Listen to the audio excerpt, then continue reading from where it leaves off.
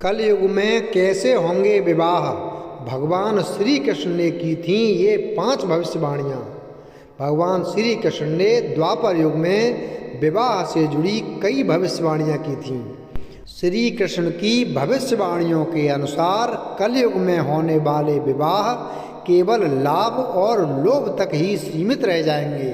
विवाह में प्रेम से ज़्यादा लोग अपने निजी फायदों को देखेंगे। जानते हैं श्री कृष्ण की कलयुग में होने वाले विवाह से जुड़ी 5 भविष्यवाणियाँ। भगवान श्री कृष्ण को युग पुरुष कहा जाता है क्योंकि द्वापर युग में जन्मे श्री कृष्ण अपने युग से बहुत आगे की बात करते थे। श्री कृष्ण ने द्वापर युग में ही कलयुग के बारे में कई भविष्यवाणियाँ की थीं। महाभारत की कथा के अनुसार जब कुरुक्षेत्र की रणभूमि पर युद्ध का अंत हो गया तो श्री कृष्ण ने पांडवों को बताया था कि कुरुक्षेत्र की रणभूमि पर एक युद्ध का अंत हुआ है, लेकिन आगे आने वाले युग यानी कलयुग में मानव जाति को कई युद्धों के लिए तैयार रहना होगा। श्री कृष्ण ने भविष्यवाणी की थी कि कलयुग में ऐसी विचित्र घटनाएं बढ़ जाएंगी जिनके परिणाम युद्ध जैसे घातक ही होंगे। कलयुग की भविष्यवाणियों में श्री कृष्ण ने स्याह होते कलयुग के समाज से जुड़ी कई भविष्यवाणियाँ भी की थीं। इनमें श्री कृष्ण ने बताया था कि कलयुग में विवाह केवल एक दिखावटी कार्यक्रम बनकर रह जाएंगे। आइए जानते हैं श्री कृष्ण ने कलयुग की शादियों के बारे में क्या भविष्यवाणी की थी। नंबर 1, कलयुग के विवाह भावनाओं पर नहीं केवल भव्यता पर आधारित होंगे। भगवान श्री कृष्ण ने कलयुग की शादियों के बारे में भविष्यवाणी की थी कि कलयुग में होने वाले विवाह संबंध केवल एक विवाह समारोह बनकर रह जाएंगे। विवाह में प्रेम और सम्मान की भावना की जगह केवल विवाह समारोह की भव्यता पर अधिक ध्यान दिया जाएगा। कलयुग में लोग विवाह से जुड़ी भावनाओं पर नहीं बल्कि विवाह समारोह की भव्यता पर अधिक ध्यान देंगे। समारोह की चकाचौंध के पीछे कई सच्चाइयों को छुपाया जाएगा। नंबर 2, कलयुग में धनवान अपनी संपत्ति का प्रदर्शन करके गरीबों का उपहास करेंगे। भगवान श्री कृष्ण ने विवाह के बारे में भविष्यवाणी की थी कि कलयुग में धनवान लोग विवाह में अपनी धन संपत्ति का प्रदर्शन करेंगे। उनके लिए धन ही सब कुछ होगा। विवाह समारोह में शामिल होने वाले गरीब और साधारण लोग खुद को हीन महसूस करेंगे। साथ ही विवाह समारोह में शामिल लोग केवल धन के आधार पर ही लोगों को तोलेंगे। धनवान लोग अपनी संपत्ति का दिखावा करके दूसरों का उपहास करेंगे। नंबर 3, कलयुग में धनवान लोगों से ही विवाह करना चाहेंगे लोग। श्री कृष्ण की भविष्यवाणी के अनुसार कलयुग में ज़्यादातर लोग धनवान लोगों के साथ ही विवाह करना चाहेंगे। लोग गुणों, सम्मान और प्रेम की भावना से पहले केवल धन ही देखेंगे। जिसके पास जितना ज़्यादा धन होगा उस व्यक्ति से विवाह संबंध जोड़ने की होड़ मचेगी। समाज में सम्माननीय और गुणवान लोग विवाह योग्य होने पर भी केवल धन की कमी के कारण अयोग्य समझे जाएंगे।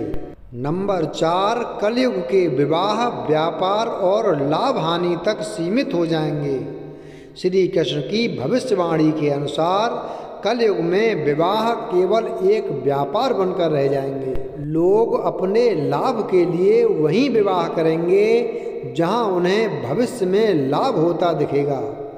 लोग विवाह की आड़ में छुपकर मूल्यवान वस्तुओं की मांग करेंगे। वर वधू धन बल पर ऐसे खरीदे जाएंगे जैसे कोई व्यक्ति धन देकर किसी वस्तु को खरीदता है।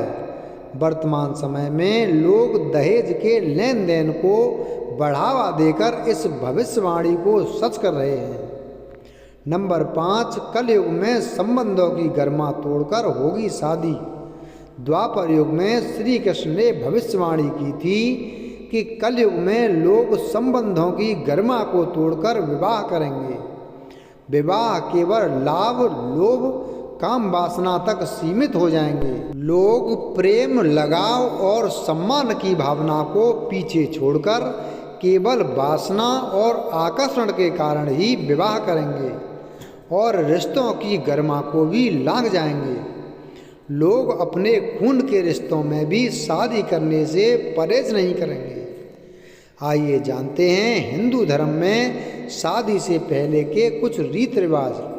हिंदू धर्म में शादी से पहले पूरी रीति रिवाज से कई तरह की रस्में निभाई जाती हैं जो कि मौजूदा में खूब प्रचलन में हैं। हिंदू धर्म में विवाह का मतलब केवल नए रिश्ते की शुरुआत करने मात्र से नहीं, बल्कि शादी से कई नियम जुड़े होते हैं जो इस रिश्ते को पवित्र और खास बनाते हैं। शादी के दौरान पारंपरिक रीति रिवाजों और पवित्र मंत्रों के साथ वर वधू 7 जन्मों के बंधन में बंध जाते हैं।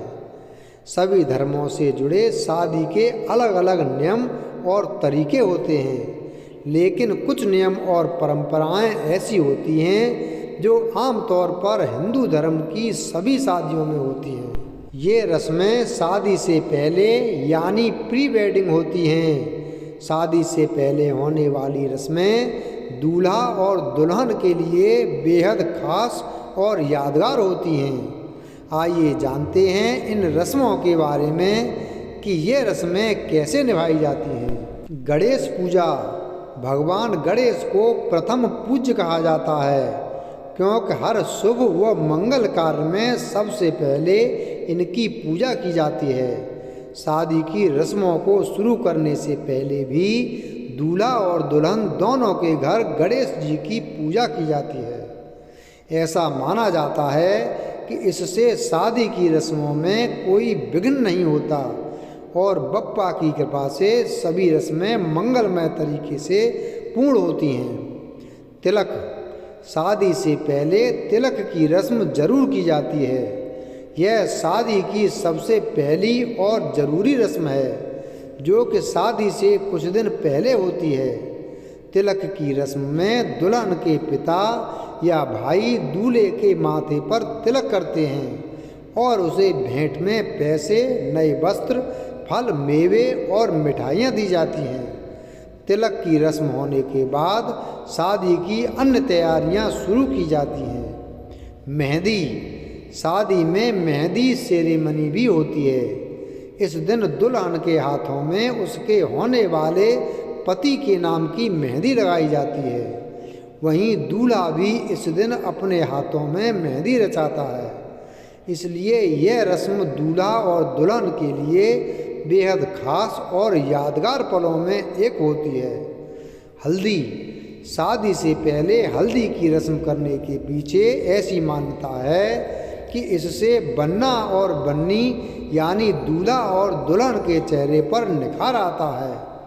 वहीं धार्मिक दृष्टिकोण से हल्दी को शुभ माना जाता है, इसलिए भी शादी विवाह जैसे शुभ कार्यों के दौरान हल्दी की रस्म का महत्व होता है। संगीत। शादी से पहले होने वाली संगीत की रस्म में केवल दूल्हा और दुल्हन ही नहीं बल्कि परिवार वाले और मेहमान भी खूब एंजॉय करते हैं। इस रस्म में लोग शादी की तैयारियों में होने वाली तनाव से रिलैक्स फील करते हैं। पहले के समय में संगीत फंक्शन में ढोलक आदि पर बन्ना बन्नी के गीत गाए जाते थे और महिलाएं एकत्रित होकर वर पक्ष या वधू पक्ष के लिए गीत गाती थीं। लेकिन आज ग्रैंड मैरिज फंक्शन में आजकल डीजे और धूम धड़ाके वाले संगीत फंक्शन की लोकप्रियता काफ़ी बढ़ गई है। वीडियो अगर पसंद आया हो तो वीडियो को लाइक करें, चैनल को सब्सक्राइब करें और बेल आइकन प्रेस करें। धन्यवाद।